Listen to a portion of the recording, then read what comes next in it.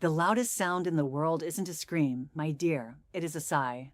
The heavy sigh of looking back at a life you lived for everyone else but yourself. You can spend your entire existence making sure everyone around you is comfortable, only to wake up at 80 years old and realize you never truly lived.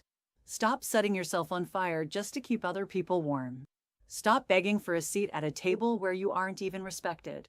The day you stop explaining yourself is the day you finally start living. You know, when you reach my age, the silence of the night changes.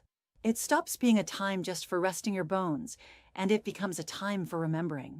The house gets quiet, the world goes to sleep, and that is when the ghosts of your past come to visit. But they aren't scary ghosts, my dear. No, they're the ghosts of the things you didn't do, the words you swallowed, the boundaries you never set. I see you rushing around out there in the world, trying to build a perfect life, worrying about what they think, worrying if you're enough, running yourself ragged to be all things to all people. I was exactly like you. And because I was like you, I made mistakes. Oh, I made plenty of them. I spent years lying in my bed, watching the shadows dance on the ceiling, listening to the clock tick away seconds I could never get back, paralyzed by the weight of my own choices. Tonight, I want to share with you 5 heavy regrets that used to keep me staring at that ceiling at 3 in the morning. I am telling you these things not to make you sad, and certainly not to seek pity, but to give you a lantern for your own path. Because you still have time. You still have the beautiful, terrifying power to choose differently. Let me tell you about my 30s and 40s. Oh, what a blurry, exhausting time that was. I was a wife, a mother, a daughter, a friend, an employee. I was everything to everyone except myself. My first regret, the one that burned the deepest, was staying silent when I should have roared. I remember one specific Thanksgiving. I had spent 4 days cooking, cleaning, ironing napkins, making sure the house looked like a magazine cover. My mother-in-law arrived and immediately criticized my home, my food, and my parenting. My husband didn't say a word to defend me. And what did I do? I smiled. I swallowed the massive lump in my throat, went into the bathroom, cried into a hand towel for 2 minutes, washed my face, and went back out to serve dessert.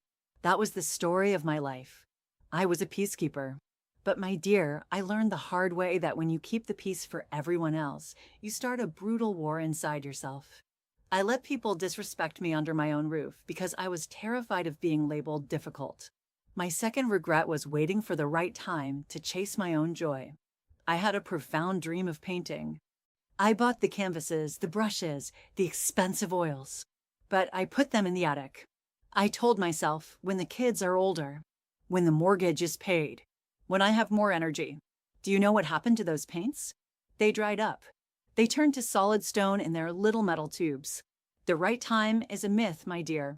It is a comforting lie we tell ourselves to avoid the vulnerability of actually starting. My third regret. Oh, this one is heavy. It was holding on to toxic friendships simply because of history. I had a friend we will call Sarah. We had known each other since grade school. But every time I left her presence, I felt drained, small, and criticized. I stayed friends with her for 40 years simply because we had it past. I let her negative energy poison my mind because I didn't have the courage to look at her and say, I wish you well, but I must walk away. My fourth regret was wasting decades worrying about my physical appearance. If I could go back and shake my younger self, I would. I spent years hating my thighs, hiding my arms, obsessively dieting, covering my gray hairs, feeling entirely inadequate because I didn't look like the flawless women on the television screen. I missed out on swimming in the ocean with my children because I was deeply ashamed of being seen in a swimsuit. Now, looking at my wrinkled, fragile hands and my tired legs, I realize what a beautiful, strong, miraculous machine my body was, and I never once thanked it for carrying me through this life. And my fifth regret, perhaps the one that kept me awake the longest, was not loving deeply enough for fear of being hurt. I kept walls up. I didn't tell people how much they meant to me because I was terrified they would eventually leave me. But guess what? People leave anyway. Time takes them. Sickness takes them. Life takes them in different directions. And you are left holding a heart full of unsaid words, wishing you had just hugged them a little tighter. So, What do we do with all this? How do you avoid ending up with a collection of dried paints and unsaid words? Listen to me closely. First, you must learn the sacred, powerful art of disappointment. Yes, you heard me correctly. You must become completely comfortable with disappointing other people. If setting a healthy boundary upsets someone, that is their problem to manage, not yours. Your mental peace is the most expensive thing you own. Stop giving it away for free to people who do not value it. Second, you must take out your paints. Whatever your paints are right now, that new business, that solo trip, that degree, that dance class, start it today. Do it messy. Do it scared. Do it completely unprepared. Just do it before the tubes dry up. Life does not reward hesitation. Third, curate your inner circle like it is a precious, fragile garden. Pull the weeds without mercy. If someone makes you feel like you are hard to love, walk away. You do not owe anyone a seat at your table just because they have been standing in your dining room for 20 years. Loyalty should never mean enduring disrespect. Fourth, make peace with your reflection in the mirror. Your body is a remarkable vessel for your soul's journey, not an ornament for the world's harsh judgment. Feed it well, move it often, and thank it every single morning for waking you up. And finally, love with your chest wide open. Say, I love you until it sounds absolutely ridiculous. Hug your friends. Hold your partner. Forgive quickly where true forgiveness is deserved. Let people know exactly how much they mean to you so that if they are gone tomorrow, you will sleep soundly knowing they took your entire love with them into the next life. Reflection, I don't lose sleep anymore. I am in the winter of my life, and I can tell you truthfully, it is incredibly peaceful here.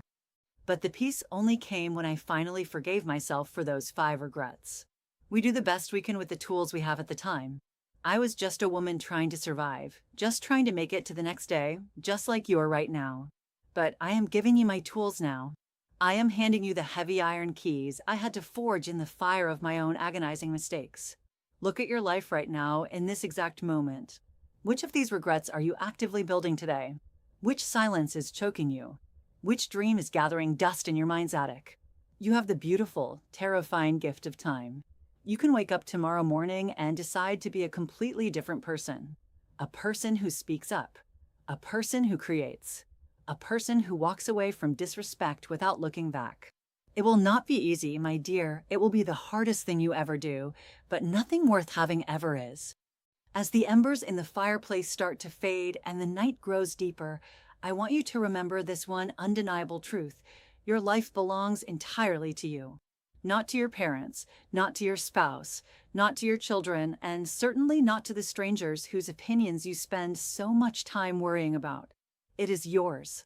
Paint it with the absolute brightest colors you can find. Don't reach the end of your days with a heavy heart full of what-ifs and if-onlys. You are so much stronger than you think, and you are so deeply worthy of a life that actually feels good on the inside, not just one that looks good on the outside. Be kind to yourself, my beautiful friend, and start living for you. If my words found a home in your heart today, please leave a comment below.